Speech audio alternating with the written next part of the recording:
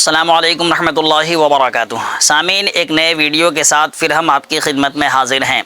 آج ہم پھر سے بات کریں گے طلاق ثلاثہ کے اوپر، جس کے بارے میں ایک مناظرہ ہونا ہے جو جولائی سے اسٹارٹ ہوا تھا، اب اگست آ گیا ہے، لیکن ابھی اس کی تاریخ متعین نہیں ہو پائی ہے، ڈیٹ فکس نہیں ہوا ہے۔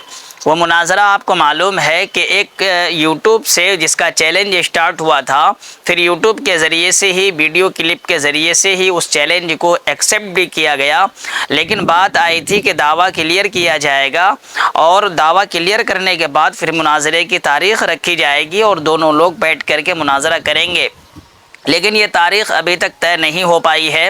اور اس کے پیچھے کی جو وجہ ہے وہ یہی ہے کہ ایک طرف سے دعویٰ تو کلیئر ہو گیا ہے، لیکن دوسرے طرف کا جو دعویٰ ہے وہ ابھی تک کلیئر نہیں ہو پایا ہے۔ اور یہ شرائط مناظرہ میں سے ہوا کرتے ہیں کہ جب تک دعویٰ کلیئر نہیں ہو تب تک ہم مناظرہ نہیں کریں گے۔ کیوں؟ اس لیے کہ وہاں ہم بیٹھیں گے اس دعوے کے اوپر بات کرنے کے لیے، اس کے اوپر دلائل دینے کے لیے، نہ کہ اس دعوے کو فکس کرنے کے لیے کہ ہم یہ دعویٰ کریں وہ دعویٰ کریں۔ اسی لیے پہلے دعویٰ فکس کیا جاتا ہے، واضح کیا جاتا ہے، پھر جا کر کے اس دعوے کے اوپر مناظرے ہوتے ہیں اور پھر دلائل رکھی جاتی ہیں۔ وہ مناظرہ آپ لوگ بھی اگر یوٹیوب چلاتے ہیں اور اس میں اگر آپ کا انٹرسٹ ہے تو آپ تک پہنچا ہی ہوگا۔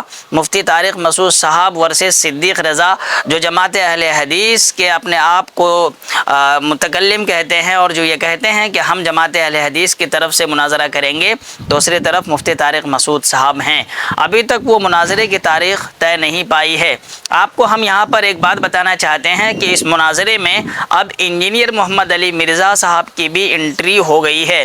انجینئر محمد علی مرزا نے اپنے ایک شارٹ ویڈیو میں اس مناظرے کے فاتح مفتی طارق مسعود صاحب کو قرار دے دیا ہے۔ آپ کہیں گے جی کیا ایسی کیسی بات کر رہے ہیں؟ تو ایک مرتبہ آپ سن لیجئے۔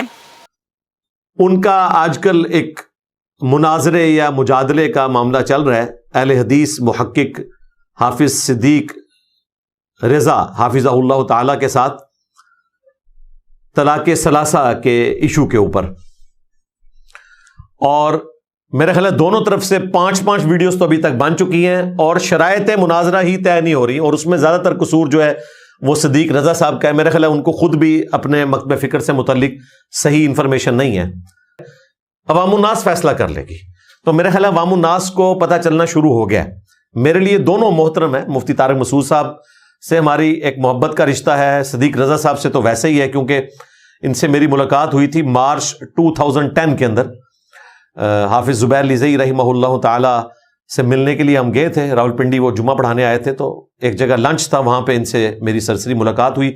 اس کے بعد میرا 1-2 دفعہ ٹیلی فون پہ بات ہوئی، وہ بھی کئی سال پہلے۔ تو ٹرو جینٹل مین ہے، اور ان کے لیے میں عرض کروں گا کہ آپ کو بخوبی معلوم ہے کہ آپ کے جو استاد اور ہمارے استاد شیخ زبیر لیزئی رحمہ اللہ تعالی طلاق ثلاثہ کے مسئلے میں وہی موقف رکھتے ہیں جو اہل سنت کہ تمام ائمہ کا ہے، بلکہ اس پہ اگر اجماع کا دعویٰ کیا جائے تو بالکل درست ہے۔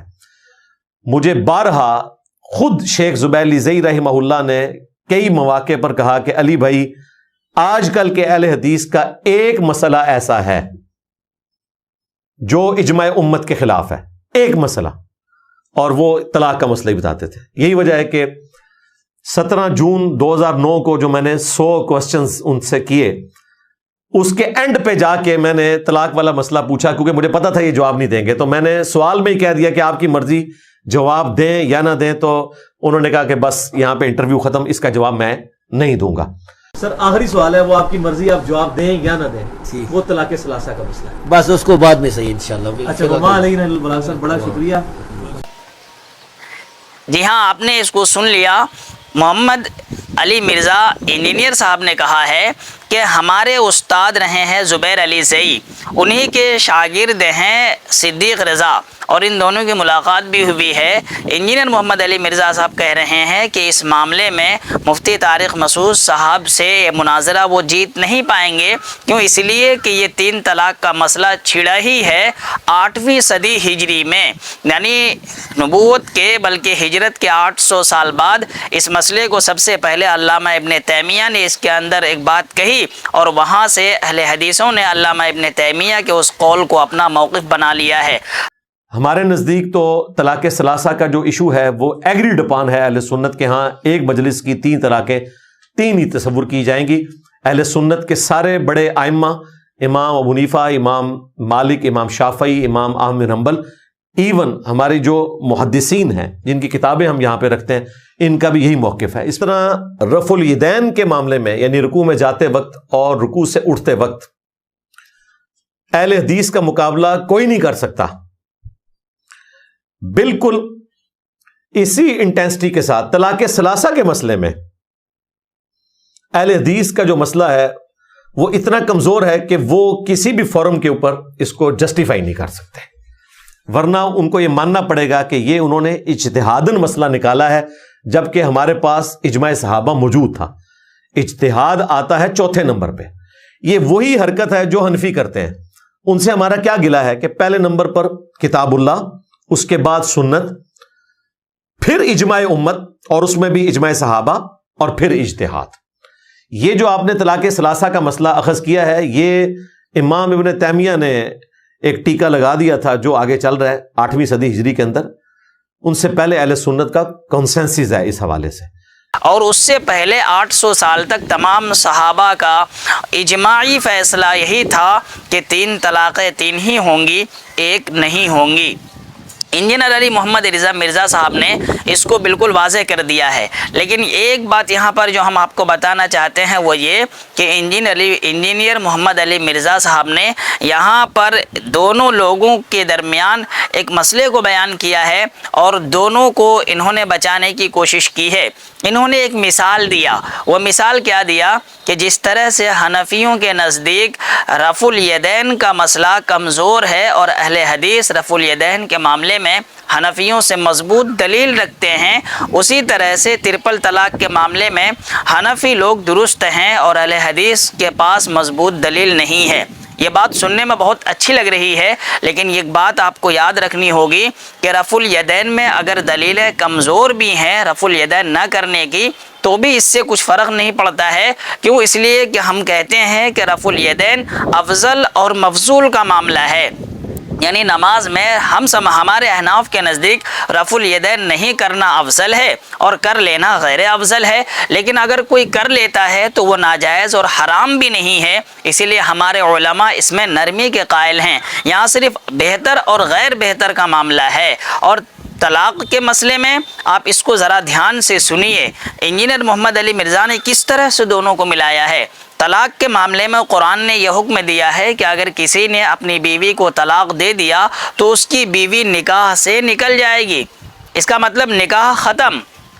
اب اپنی بیوی سے پھر وہ مل نہیں سکتا ہے اور بیوی بنا کے رکھ نہیں سکتا ہے. ہاں اگر اس نے 1 طلاق دی ہے اور یا 2 طلاق دی ہے تو اس کو اختیار ہے کہ پھر سے وہ اپنی بیوی کو اپنے نکاح میں لوٹا لے. لیکن یہاں پر جو مناظرہ ہونا ہے وہ 3 طلاق کے اوپر ہے. اور جو بھی شخص 3 طلاق دے دے تو پھر وہ اپنی بیوی کو اپنے نکاح میں باقی نہیں رکھتا ہے. قرآن نے کہا ہے فَإِن طَلَّقَهَا فَلَا تَحِلُّ لَهُ مِن بَعْدُ حَتَّى تَنكِحَ زَوْجًا غَيْرَهُ کہ اگر آپ نے طلاقیں مکمل کر دی تو پھر آپ اپنی بیوی کو اپنے نکاح میں نہیں لوٹا سکتے ہیں، یعنی رجوع نہیں کر سکتے ہیں.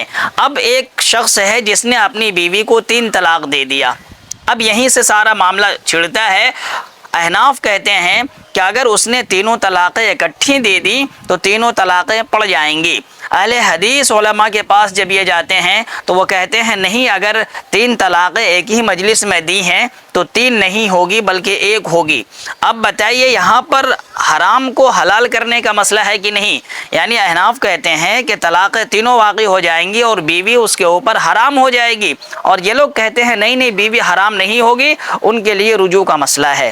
تو یہ بالکل واضح اور کلیئر ہے کہ ایک مسئلے کو رفع الیدین کے ساتھ نہیں ملا سکتے ہیں اور اس کی مثال نہیں دے سکتے ہیں، کیونکہ یہاں پر حرام کی ہوئی بیوی کو اپنے اوپر حلال کرنا ہے اور رفع الیدین میں حرام اور حلال کا مسئلہ ہی نہیں ہے. انجینئر علی مرزا نے اپنے استاد کا حوالہ دے کر کے کہا کہ جب حافظ زبیر علی زئی سے ہم نے اس مسئلے پر سوال کیا تو حافظ زبیر علی زئی بھی جانتے تھے کہ اس مسئلے میں ہمارے پاس دلیلیں نہیں ہیں، لہٰذا لہٰذا اس مسئلے میں احناف ہی درستگی پر ہیں۔ تو یہ لوگ کتنے جرأت مندانہ طریقے سے حلال حرام کی ہوئی بیوی کو ایک شخص کے لیے حلال کر دیتے ہیں، تو بتائیے یہ حرام کا دروازہ نہیں کھول رہے ہیں؟ اسی لیے طلاق کو رفع الیدین کے ساتھ ملانا بالکل غلط ہے۔ اب تو صرف ایک مجلس کی طلاق کی بات نہیں ہو رہی ہے، بلکہ اب تو ایک اور نیا ڈنڈورا ان کے پاس کھل کے آ گیا ہے۔ صدیق رضا کے بقول اس نے تو یہ کہہ دیا ہے کہ اگر کوئی اپنی بیوی کو غیر شرعی طریقے سے طلاق دیتا ہے تو وہ طلاق ہی نہیں پڑے گی۔ اور غیر شرعی طلاق کا مطلب سمجھ رہے ہیں؟ یعنی جو ناجائز راستہ طلاق دینے کا ہے، اگر کوئی ناجائز راستہ اپناتا ہے تو طلاق نہیں پڑے گی۔ اور وہ ناجائز راستہ ان کے نزدیک کیا ہے وہ آپ سن لیجئے ذرا، کہ اگر کوئی اپنی بیوی کو حالت حیض میں طلاق دیتا ہے تو طلاق واقع نہیں ہوگی۔ حالانکہ احناف کہتے ہیں کہ طریقہ ناجائز ہے لیکن طلاق تو پڑ ہی جائے گی، اس کی مثال بھی قرآن میں موجود ہے۔ دوسرا بتاتے ہیں کہ اگر پاکی کے حالت ہے، یعنی حیض کے بعد بیوی پاک ہو گئی، لیکن اس پاکی میں اگر اس نے بیوی سے ہم بستری کر لیا تو پھر اس پاکی میں بھی اب طلاق نہیں دے سکتا ہے۔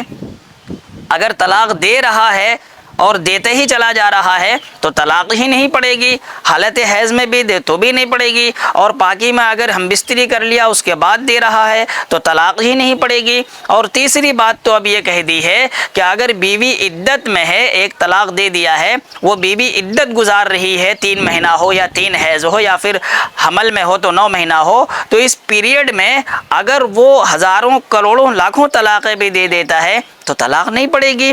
ایک عجیب مسئلہ، عجیب بات انہوں نے بیان کر دی۔ تو بتائیے ایک شخص اگر غصے کی حالت میں اپنی بیوی کو حالت حمل میں طلاق دیتا رہتا ہے اور ان لوگوں کے پاس فتاوی اور مسئلے پوچھنے کے لیے جاتا ہے تو یہ لوگ کیا کہیں گے؟ نہیں طلاق واقع نہیں ہوئی، لہٰذا وہ بیوی آپ کے لیے حلال ہے۔ تو بتائیے یہاں پر حرام اور حلال کا مسئلہ ہے نا، جبکہ احناف کا مسئلہ یہ ہے کہ اگر ناجائز طریقے سے بھی دیا ہو تو طلاق ضرور پڑ جائے گی، اور اس کی مثال قرآن میں موجود ہے۔ اللہ تعالیٰ نے کہا ہے کہ اپنی بیویوں کے ساتھ زہار مت کرو، یعنی اپنی بیویوں کو اپنے ماں کی طرح قرار مت دو، نہیں دینا چاہیے، غلط ہے، منع کیا ہے۔ لیکن اگر کوئی اپنے ماں کے مثل اپنی بیوی کو قرار دے دیتا ہے تو وہ بیوی اس کے اوپر حرام ہو جائے گی، یعنی زہار واقع ہو جائے گا۔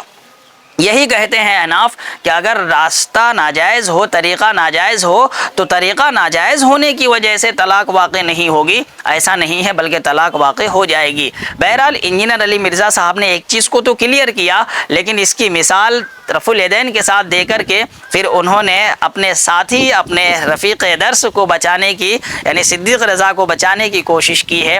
بہرحال اب یہ مناظرہ ہوگا نہیں ہوگا یہ تو وقت ہی بتائے گا، اب لگتا ہے ہو جائے گا، لیکن جس طرح سے ویڈیوز پہ ویڈیوز آ رہے ہیں اس سے صاف سمجھ میں آ رہا ہے کہ مناظرے کے لیے صدیق رضا صاحب تیار نہیں ہے، اور اپنے ویڈیو کی بیک گراؤنڈ کو اچھا کرنے کی کوشش کر رہے ہیں، اپنے اسٹوڈیو کو سجانے کی کوشش کر رہے ہیں، اور ویڈیو کی جو وائس ہے اس کو بہتر بنانے کی کوشش کر رہے ہیں۔ یعنی ہمیں تو لگتا ہے کہ پبلکسٹی جو ان کو چاہیے تھی، جو ان کو فریم چاہیے تھا، وہ مفتی طارق مسعود صاحب نے فراہم کر دیا ہے، اور وہ اس کو اب استعمال کر رہے ہیں۔ مناظرہ کریں گے نہیں کریں گے یہ تو آنے والا وقت ہی بتائے گا۔ آپ لوگوں کو کیا لگتا ہے؟ کمنٹ میں اپنی رائے کا اظہار ضرور کریے۔